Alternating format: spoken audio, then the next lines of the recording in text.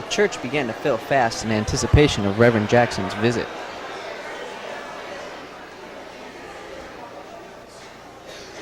Our members made themselves comfortable as they awaited Reverend Jackson to come and speak to 1199.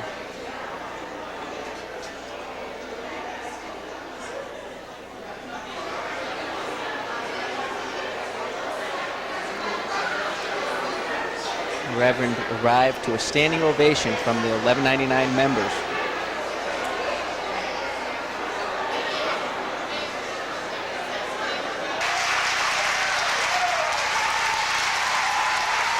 Brothers,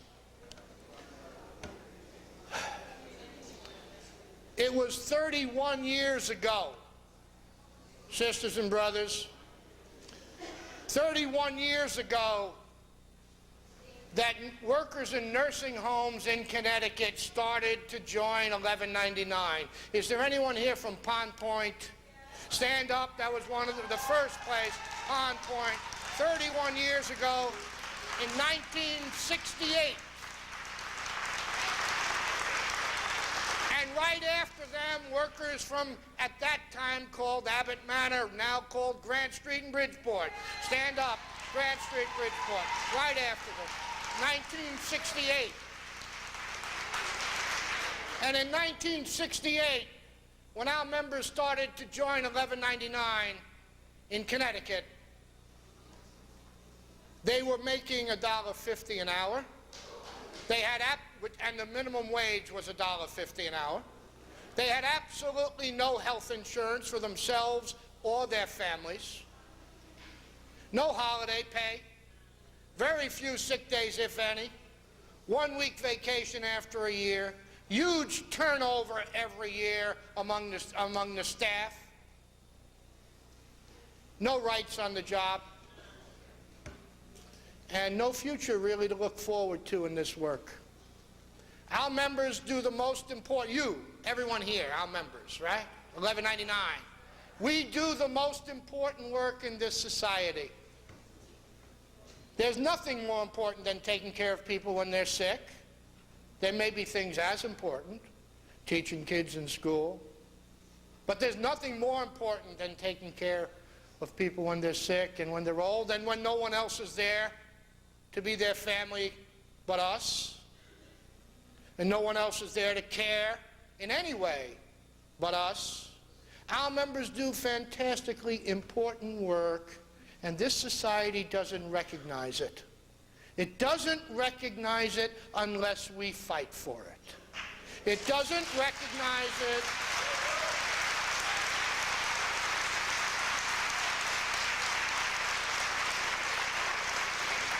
It doesn't recognize it unless we stand up.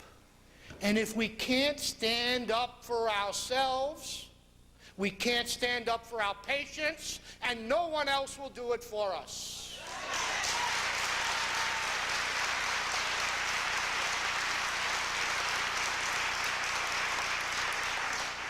I meant to introduce earlier, by the way, the Secretary-Treasurer of the Union, Carmen Badir. Carmen, stand up. But it fits to introduce her now, actually, because Carmen was a nursing home worker. To tell you a story of herself, she came here from Jamaica, and after a year as a domestic worker, she got a job in a nursing home. And Carmen learned how to organize her fellow workers at St. Mary Home, and worked with her fellow workers to organize the place, and stood up for the union and got fired by the boss for standing up for the union, and stood up anyhow, won her job back, went on to work as a nurse's aide and a technician at Mount Sinai Hospital, and went on to teach thousands of other workers, actually, the dignity that comes from standing up for ourselves and for our patients. We have a slogan in 1199 that we put on buttons: work with dignity. 1199 means to work because the work itself has dignity. That's a wonderful thing about the work we do. We know it's valuable. We know it's valuable on a human level. It's a wonderful thing to have that blessing to do that kind of work. But to work with dignity and be treated with dignity and to give dignity to those that we care for, that is the mission of the union. And we've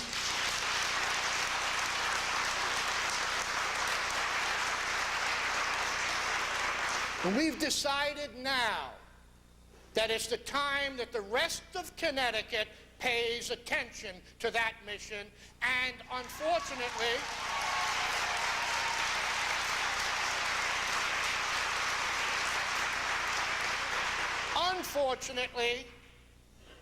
the rest of Connecticut only pays close attention to our work when we threaten to stop doing it. Only then do the news cameras come out. We can get them for Reverend Jackson, but in between we don't get them unless we're talking about taking action, unless we're willing to stand up for ourselves, unless we're willing to fight with our employers and with the state government, who are in collusion to keep our wages down, our staffing down. They're in collusion to do that.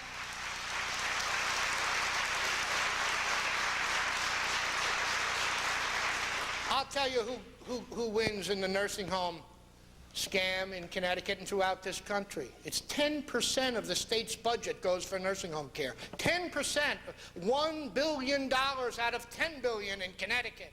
And there are like numbers all over this country.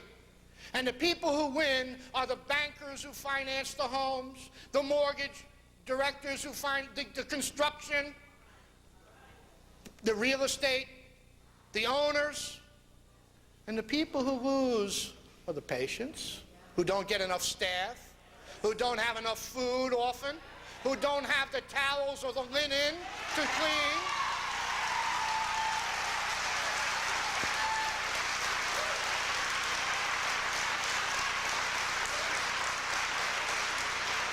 And the others who lose are the workers who do that work every day in spite of the short staffing, in spite of the highest injury rates outside of mines anywhere in the country. In spite of those things, the workers who do the work every day also lose. We've been fortunate in Connecticut that we've built the union as strong as we have, because right now we do have the best wages and benefits of any nursing home workers in the country, and they still stink. But they're still too low. But we haven't been able to force the employers to put enough staff on to give good care. We haven't been able to force the state to pay the amount of money to make sure it goes to workers, not to speculators. To make sure it's not stolen by the bosses in the industry. The state to put enough money in to make sure it goes to working people and it goes to patient care, so we have enough nurses' aides, we have enough nurses, we have enough housekeepers, and we don't have to do it.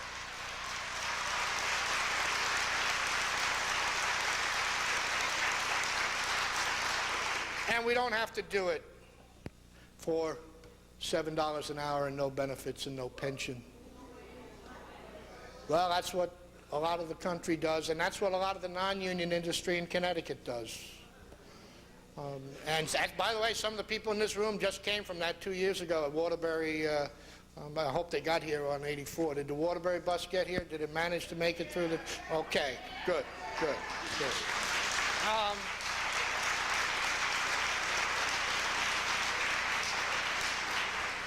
So we put all our contracts together, 49 of them. Actually, we have 63 or 4 nursing homes that are in the union. But we put all the contracts we could together, 49 of them. And we're going to give a common deadline for contract. And we're going to work like you have been working very, very hard to reach out to everybody in Connecticut to support our cause, because it's a just cause, because it's the right thing to do, because it's good for working people and good for patients. And we're going to do all of that. But when push comes to shove, folks, we're going to also have to give strike notices. We're going to have to do it.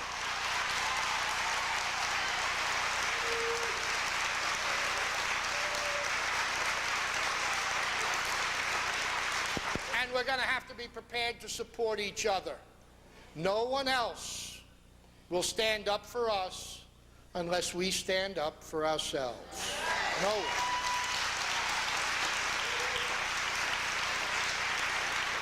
But, and actually I'm going to stop there.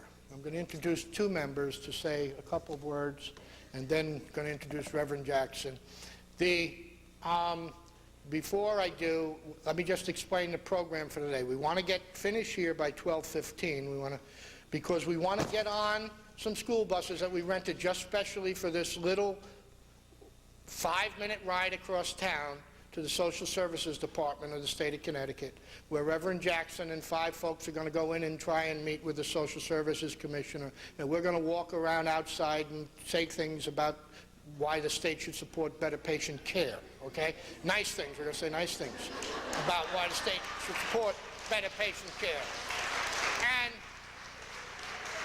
Reverend Jackson will do a press conference over there. We'll get back in the buses, come here. You get out of here by 1. I know a lot of you got to get to work by 3. And so we'll get out of here by 1.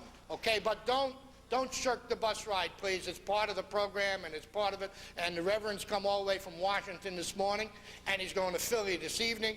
And all of this, by the way, meeting with other healthcare workers in Philadelphia this evening, so he can manage it. We got to manage it, okay? So let's do that. And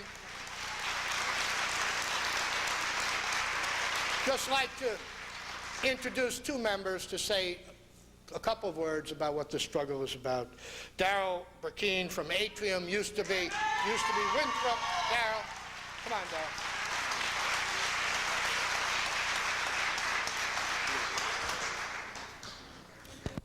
Greetings, brothers and sisters.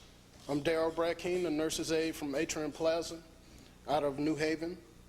We are embarked on a time in this state when we are facing a cruel crisis in the healthcare industry. The frail elderly and the disabled citizens of Connecticut deserve the right to decent care, provided by sufficient numbers and justly compensated and adequately trained staff. In '92, Connecticut lawmakers changed the rules on nursing homes. Caps were imposed on the cost of the reimbursement rates to nursing homes, forcing facilities to do more with less. Years ago, at the facility I worked, the ratio of patients per aides on 3 to 11 shift that I work on, the ratio was 1 per 10 patients. Now it's 1 aide per 15 patients.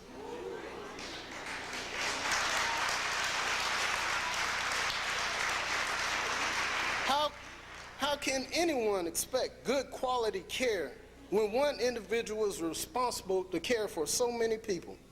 When I started in healthcare, when you mention the word nursing home, the first thing to enter your mind was caring for geriatrics, the elderly. Now we reached a time when we also have to care for psychiatry.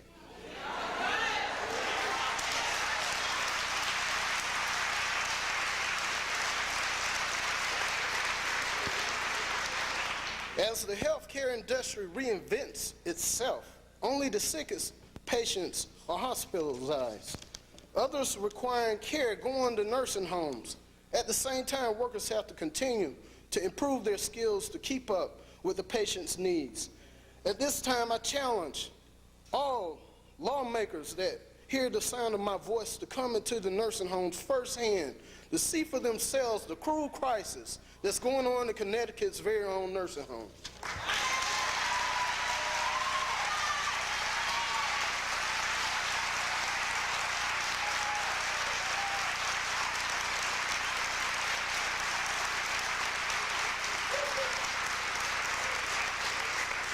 And just one other licensed practical nurse from Eastern Connecticut. I don't know if she got here on snowshoes today or not.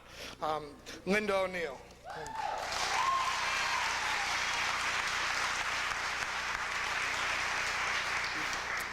Hi, I've worked at the same facility for the past 22 years. In the summer of 1995, the workers were tired of poor staffing, inadequate wages, and benefits.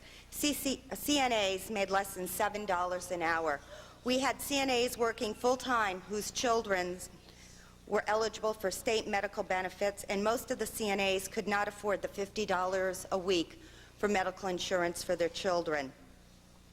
But most of us, we were tired of not being able to take care of our residents. In December of 1995, we voted to join 1199, and after numerous court battles and numerous unfair labor charges cited against CCN, they finally agreed to sit down and negotiate at the bargaining table.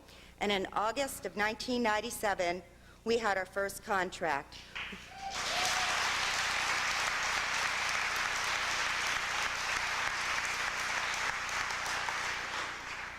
We made progress in wages and benefits. CNAs start at $9.25 an hour now. Medical insurance is $22.58 for a family. We receive more vacation and sick time. We still do not have a decent retirement plan. Management has started to work with us to benefit our residents, but now we have a new term to deal with, corporate. Our facility was sold to Roncalli Corporation in November. For our staff, the bottom line is resident care. For our corporate leaders, the bottom line is the bottom line. Unfortunately, that's at the expense of our residents. Our corporate leaders are cutting staff to cut costs. We still have the same amount of residents to care for, and now with less staff. These cuts affect all departments. Corporate cut 96 hours from CNAs, 41.5 hours in rehab, 24 in maintenance, 32 in the kitchen, and housekeeping department has continually been cut for the past year and a half. These cutbacks do not include the workers that have left work and have not been replaced. We do not have enough staff to feed our residents hot meal, ambulate the residents who cannot walk alone. At times we leave residents in bed because it's the only way we know we'll be able to keep them clean and dry, because we don't have the staff to get them up. We don't have the staff to keep our facility clean. Our cooks are now forced to wash dishes because we don't have the staff. We have an old building in need of repair. A clogged toilet may seem like a little problem to most, but for our residents, this is a major crisis. Weekend, evenings, and nights usually have a skeleton crew. What happens when you have one nurse and 2 CNAs to care for 30 residents, and 3 of these residents are Alzheimer's that need one-to-one care to keep them safe? What happens to the other 27 residents? The acuity level has risen, but the state minimum standards have remained the same. We want to give our residents the best care that we can, and again, we can only give them the bare minimal, and that's just not good enough. We can't do it without the staffing. Our residents deserve the best care.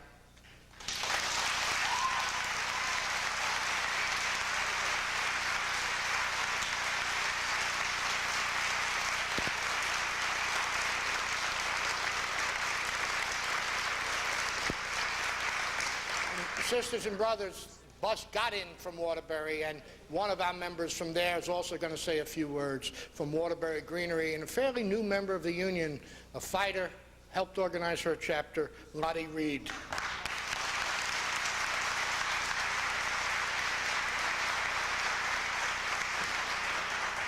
Hi, I'm Lottie Reed. I work at the Greenery in Waterbury, 180-bed facility. And we have the same problem of short staffing, overwork, underpaid. And being overworked, you come out on a disability at 47 years old like me. I got hurt working by myself, taking care of 30 patients per night, the nurse working 2 floors, and I'm the only aide on the floor. Call lights going on, somebody take care of the patient. I did it.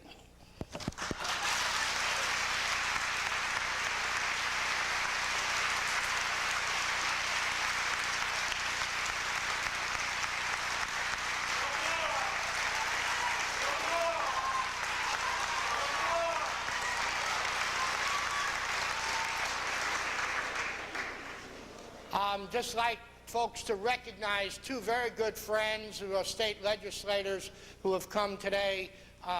John Garagosian from New Britain. Where are you, John? Wave your hand up there, way in the back. And from Meriden, and the chair of the Labor Committee of the House, Chris Donovan. Chris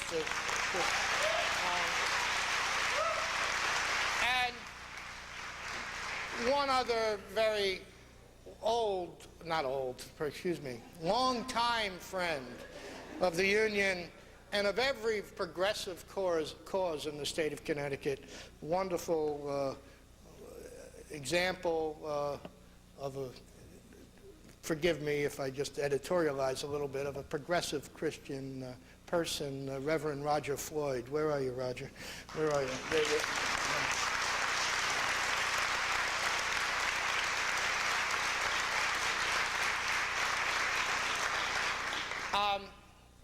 And now, without further introduction, someone who I had the pleasure of walking, at 1199 had the pleasure of walking with through Connecticut for an entire week. I don't know how many years ago that was, Reverend Jackson, but when we marched through Connecticut to highlight the plight of Connecticut cities and the people who lived in them for a whole week. Together, we've worked closely. Reverend Jackson was on the picket line at Darrell's place, which was called Winthrop at that time, 6 years ago. And he got arrested on that picket line along with 180 of our members.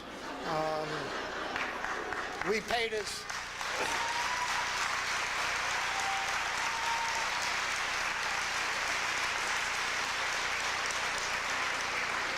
We paid his fine, and we got him out of town, and he was okay. He didn't have to appear in court.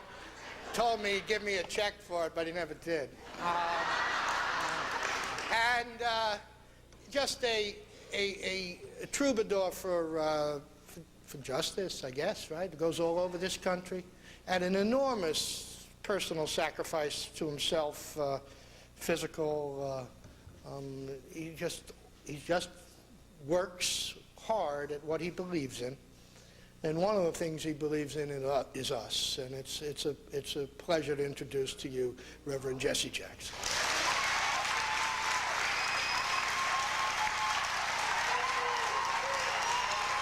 I am somebody. I am somebody. I am somebody. Support the workers. Love the patients. Support the workers. Love the patients. Support the workers. Love the patients. Red and yellow. Brown, black, and white. We are all precious in God's sight. Everybody is somebody. Keep hope alive. Keep hope alive.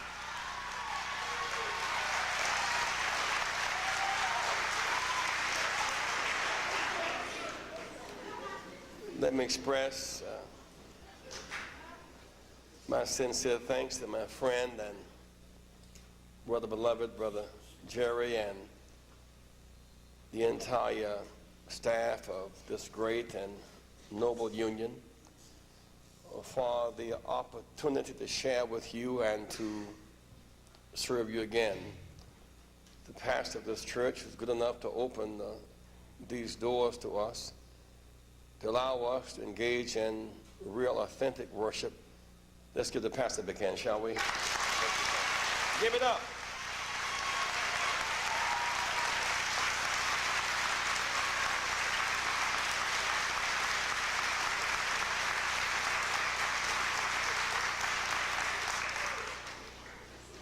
I say real authentic worship because there was this debate some time ago about how do we worship. We give God some money or some fatted calves or some rams or some oil. And while speaking of those kinds of material sacrifices, the writer in Micah interrupted and said, "Oh man, you know what's good. It's not about giving oil and money and choice meat. It's about doing justice and loving mercy and walking humbly before God, authentic worship. There's a report out about this state that draws us here today during this celebration of Martin Luther King Jr. week. Connecticut's cruel crisis. A report on the state of nursing home care in Connecticut. Connecticut's cruel crisis. The wealthiest state in the country. And yet, 3 of the poorest cities, Hartford, Bridgeport, and New Haven, are like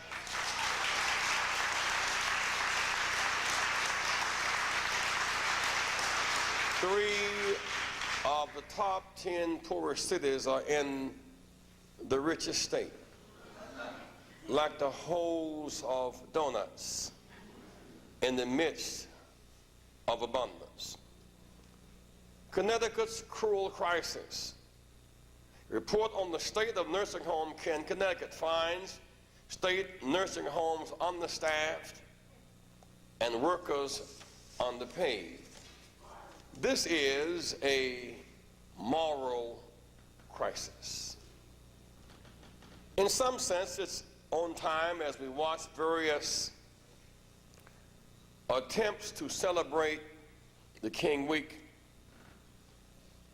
And so often they become almost meaningless because they are so distant from his life and living in legacy and challenge. He called us to action, called us to coalition, called us to public policy challenge. In some sense, we're now making this transition from racial healing to economic security. Racial healing to economic security. For whether you're white, black, or brown, if you're overworked and underpaid and have to work sick to take care of the sick, the issue is not about black and white, it's about wrong and right.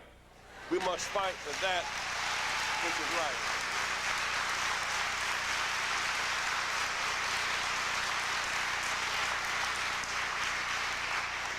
So I came today really to love the patients and to support the workers. I came to support the servants of the elderly, the sick, the poor, and the needy. In so many ways, this is the 4th stage of our struggle to heal the breach, to make this a more perfect union. The first stage, Pastor, was to end slavery, which oppressed the oppressor and the oppressed. The second stage was to end legal segregation. The third stage was securing for all Americans the right to vote. The fourth stage is economic security,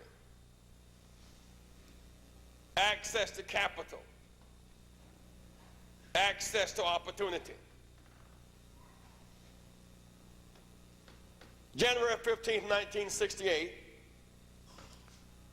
I spent all of that day with Dr. King, his last birth date. He was alive. For those who want to have some sense of how to celebrate a Dr. King birthday, let's look at how he celebrated his own birthday. That morning around 8 o'clock, he had breakfast at home with his wife and children. Around 10 o'clock, he convened us in the basement of his church. Dungarees and windbreaker jacket, Appalachian whites, a Jewish allies, Al Lowenstein from New York, blacks and Marks, Mississippi, Native Americans, Latino Hispanic Americans, a multiracial, multicultural coalition preparing to march to Washington on the matter of public policy to assure that all Americans would have a job or an income, health care, or education. He spent his own birthday organizing this rally. Around 1 o'clock, a friend brought in a cake and some punch, and that's how we knew it was his birthday. We stopped for about 45 minutes. We had some measured celebration. Then about 2 o'clock, we talked about the tragedy of shifting money from the war on poverty at home to war in Vietnam. He spent his own birthday at home with family, at church, working, organizing, challenging public policy, and then some focus on world peace. So today he challenges us as healthcare workers, as citizens of the state, to challenge the state to do justice and to be fair. You cannot, on the one hand, brag about the economic indicators, oh, we're the wealthiest state, on the one hand, and then have first-class jails and second-class schools and second-class nursing homes. That does not compute.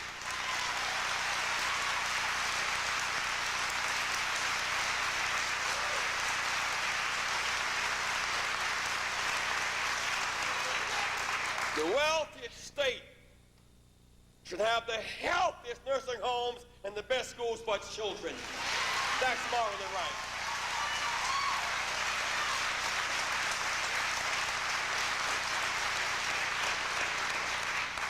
In some sense, our mission is to complete the unfinished business of Dr. King.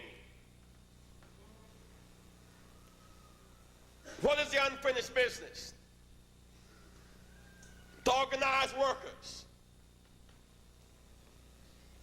to eliminate poverty, and to include all Americans. The one big 10 America,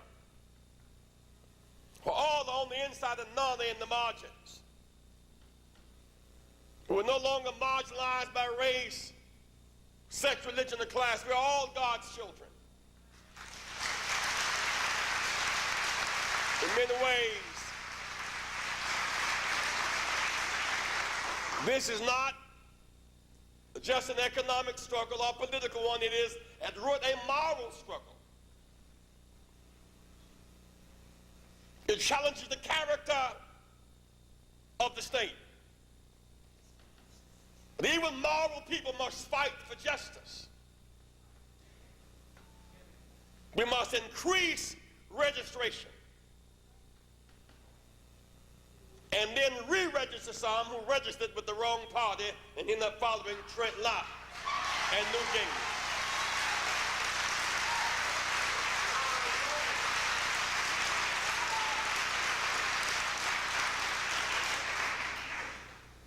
Finish Dr. King's work. This week we're going to have a press conference at Lorraine Motel in Memphis where he was shot. We're going right back to the site of the crucifixion, because the resurrection does not take place far from the crucifixion. And going on across the river to Mississippi, where Trent Lott heads the Senate, the state 55% Democratic vote, about 50% black and white citizens, most working poor people, most working poor women,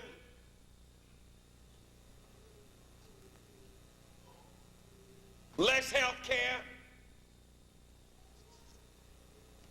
poorer schools, and yet, unless the poor strike a blow for freedom, the freedom bell will never ring. And that's why he said, the Rosa Parks, the issue is not what George Wallace and the state is going to do. The issue is not what the Alabama Supreme Court is going to do. The issue is not what the Klan is going to do. The issue is, will you choose to walk in dignity rather than ride in shame? You have the power. You have the power. You have the power. You have the power. You have the power.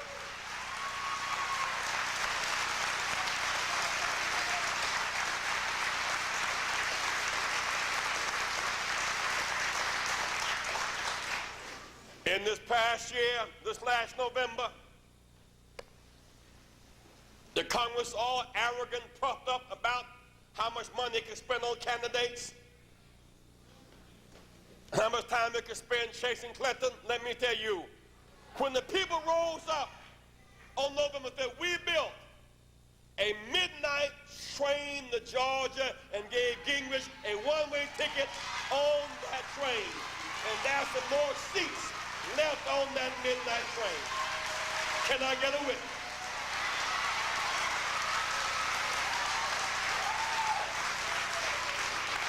I think there's a seat on that train for Trent Lott.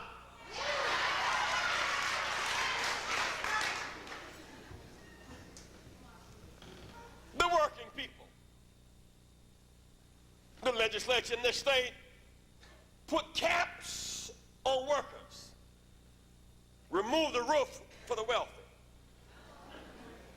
So for the wealthy, there was no roof, unlimited profits. For the poor, no floor. For the middle class, there's that downsizing, sinking feeling. We the people must fight back. This land is our land.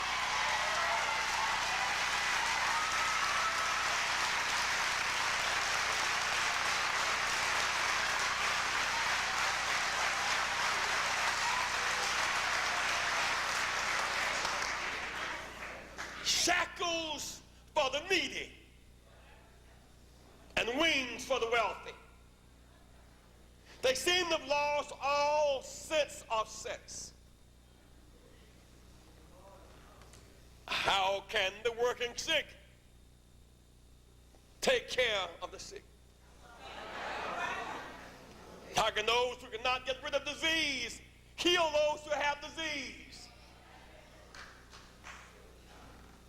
They've lost all sense of sense when they calculate without feeling, when justice is not informed by mercy, which makes for balanced judgment.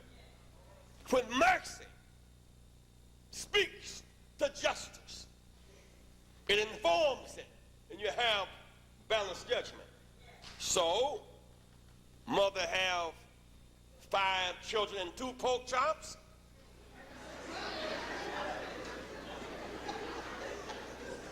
She didn't go to a calculator and say, well, I got 5 children, 2 pork chops, I got 3 excess children.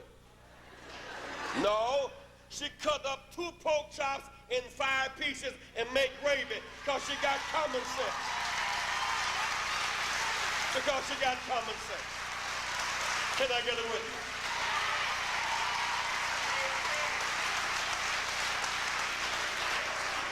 Workers,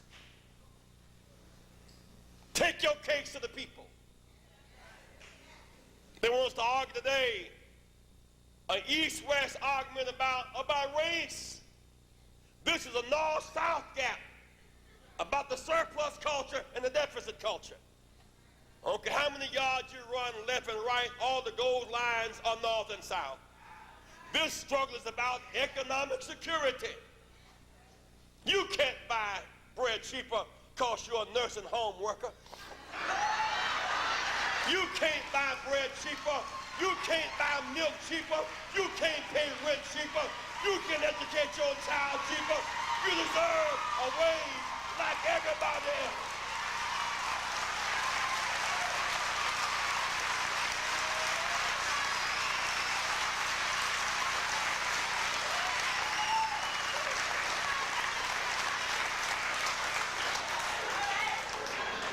They play these games that mess with our minds, make giants feel like grasshoppers, and turn us on each other, looking funny rather than looking ahead. Let's wipe out the stereotypes today. Have confidence. You serve a God of power and might and justice.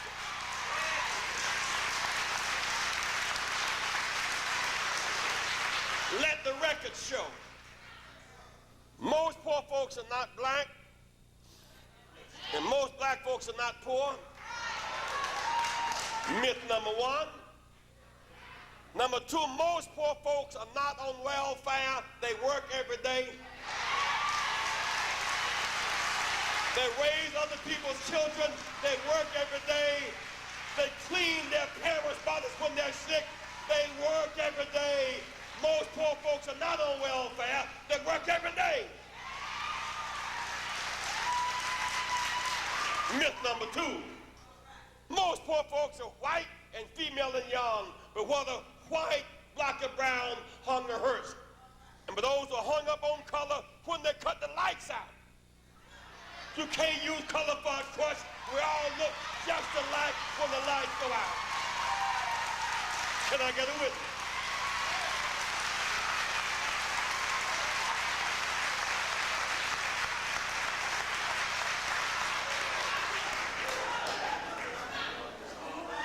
And so today we fight back.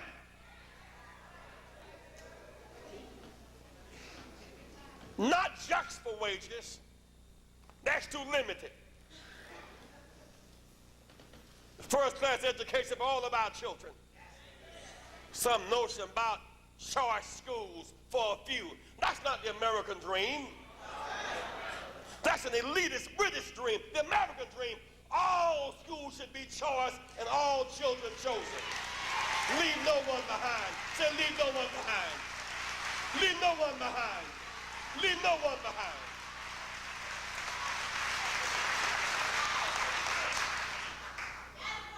Why do the poor folks stand with Clinton? Because he stands for raising minimum wage. Because he wants more teachers in the classroom. Because he wants to fix up rural and urban schools. Because he supports organizing workers. Yes, we stand with him. We will defeat these right-wingers. We will defeat these right-wingers. We will defeat them. I think I'm right about that.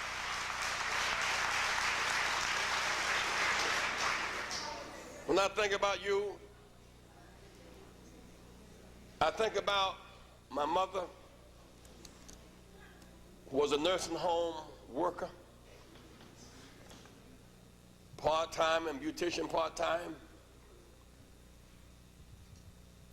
At that time, a black woman in a white nursing home, being called nigger, as patients in this sick state lost their inhibitions and threw feces and urine on her, and she had to take care of them and had too much humanity to walk away from them. I understand your case. You give up the right for the wrong just to feed your child and say, but they don't understand. When we're sick, you are that between us and the graveyard. You protect the parents when the young have forgotten them. You work every day. You wipe the bodies of the sick. You work every day. You cool their scorching fever.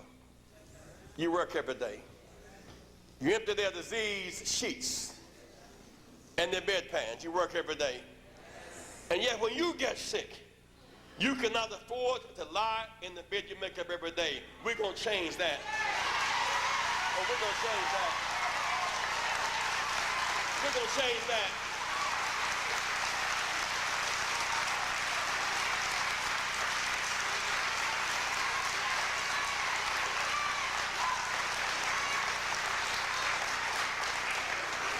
There ain't nothing God, he didn't mean for you to have some of it. And so it is today. What must you do? When Moses said, let's march to Canaan land,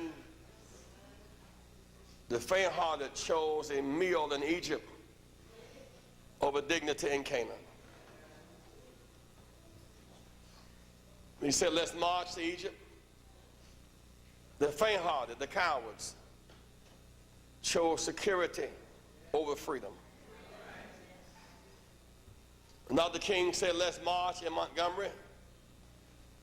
The faint-hearted would not boycott. They tried to slip and ride the bus. They chose convenience over dignity. On his last mission to Memphis, as you celebrate the King birthday, he spent his last moments in life organizing the unorganized workers. That you may have missed in your education, what life may have passed you by on. Collectively, you can make up for lost time. Collectively, you have the power for livable wages. You have the power for job security. The power to make and break governors and senators. You have the power. You, the people, have the power. And you have lastly the moral authority. Because you raised the right questions about need, not about money. One day, Pastor, there was Jesus coming to town to preach. And this woman who had no health insurance, and because she had the disease thought to be terminal, her family had walked away. There's no record that her husband was there to give her any assistance, nor her children, nor her neighbors, nor the state. She was quarantined and left to die in the margins. She couldn't walk, body full of sores. She lost everything except hope. And hope sustained her, as it will you and me until the morning comes. She heard the master was coming to town. The Bible says that she crawled from her quarantine shelter over unpaved roads, skint knees, teary eyes, and a high fever. As he spoke to the crowd, the Bible says that she crawled through their legs and finally touched the hem of his garment.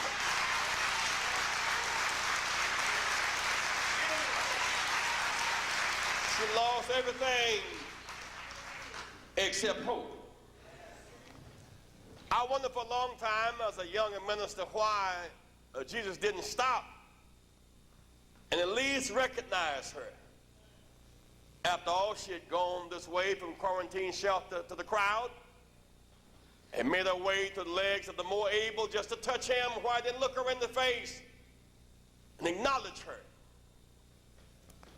It occurred to me in later years that he didn't look her in the face because at least she could touch him and others could just watch him. She had already gotten well in the process of hoping. It's furthermore clear to me that suppose he had stopped. He said, ma'am, now I am busy. I've come a long way. I'm preaching, and there's a big crowd. In the middle of my sermon, you are pulling on my coattail. Ma'am, what is your name? He didn't look her in the face because her face didn't matter. And her race didn't matter. Her income didn't matter. Her background didn't matter. All that mattered was that she was sick. Suppose it said, now ma'am, what's your full name, including the initial? Spell it out for me. How long you been sick? What's your medical chart? Who are your doctors? You're by yourself. Where's your husband? Have you been married more than once? Where are your children?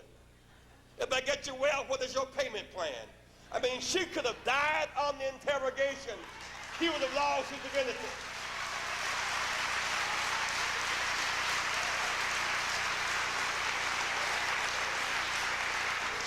So the moral question is, if you are sick, here am I, send me.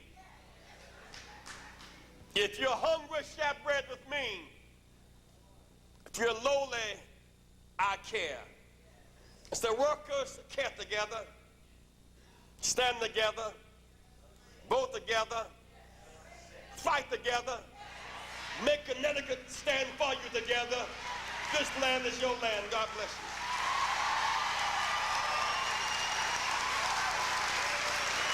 I am somebody. Red and yellow, brown, black, and white. Save the workers. Love the patients. Save the workers. Love the patients. Save the workers. Love the patients. Keep hope alive. Keep hope alive. Keep hope alive.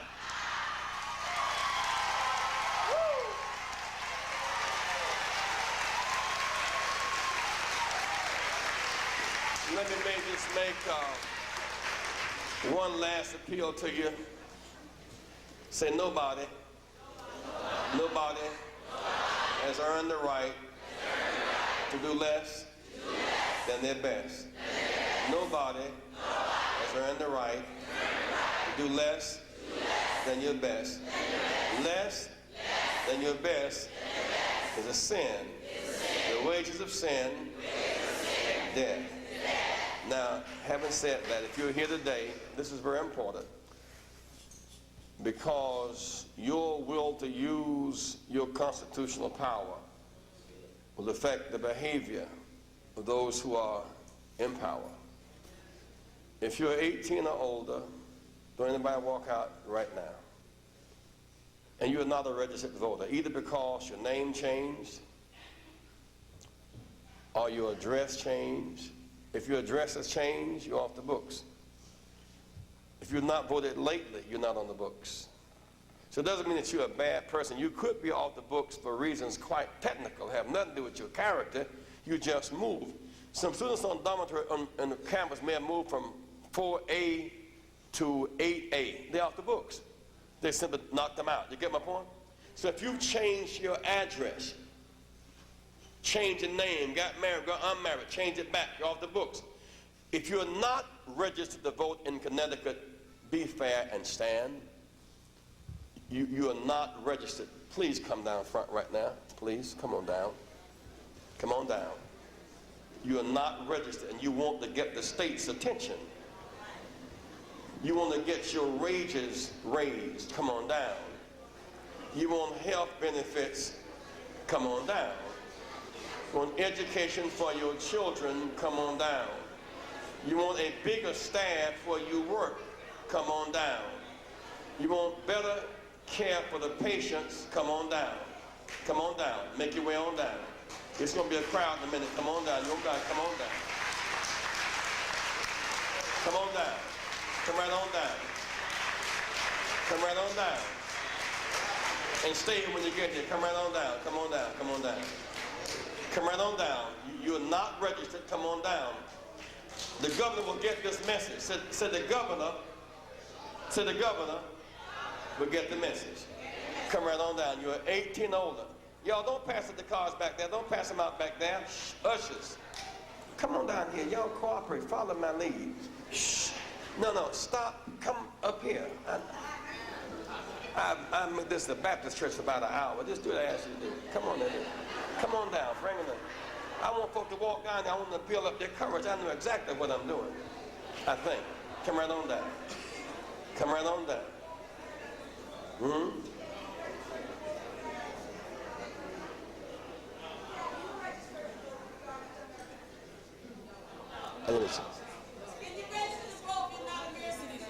No, but you can register your friends. Everybody can help. Shh. Wait a minute. somebody sitting down who ought to be registered and you're not registered and you shame. If you are sure you're registered, you're sure you're registered to vote, raise your right hand to heaven in church.